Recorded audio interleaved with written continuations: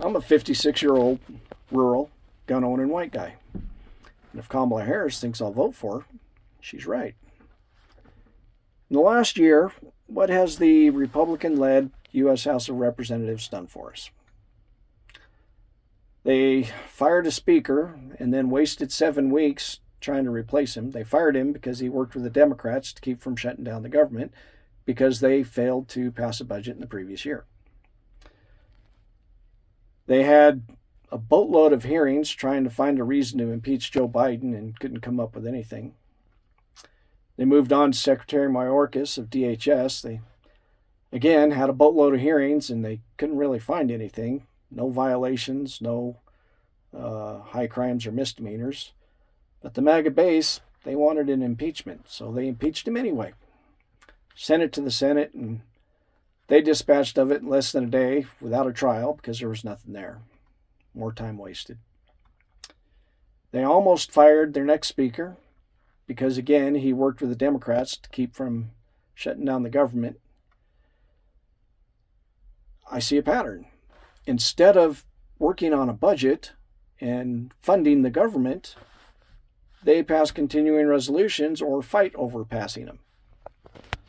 Well, we're at the end of the budget year, and the government's going to shut down if they don't do something by the end of this month.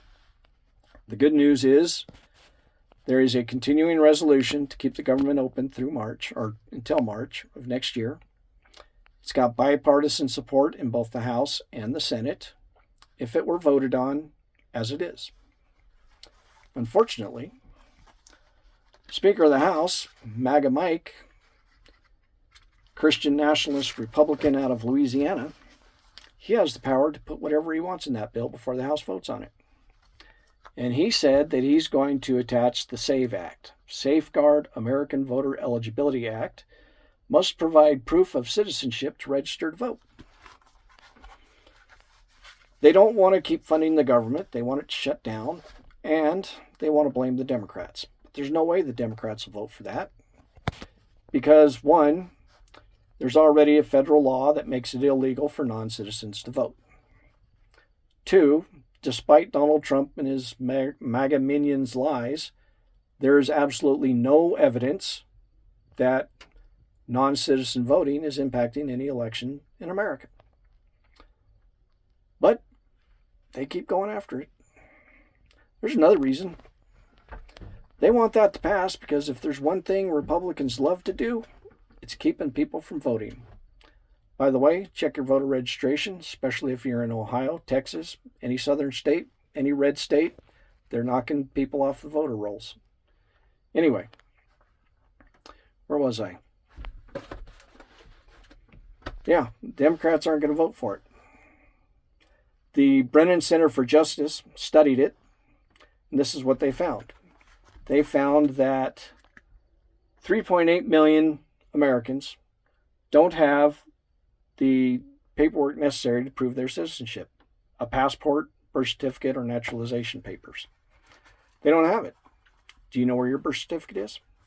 I don't know where mine is. I think it's in the house, but I haven't seen it in years. You know who does have their paperwork? Wealthy people, because they're always traveling all over the world and they know where their passport is.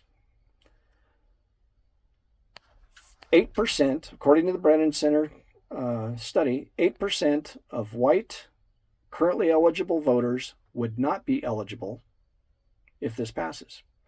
11% of non-white currently eligible voters would not be eligible to vote if this passed.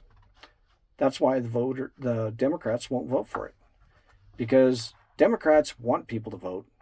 Republicans want to keep people from voting. Plenty of evidence for that. So there you go, folks. Another reason to vote blue up and down the ticket. And I'm running out of time, so I'm going to stop it there. Good day.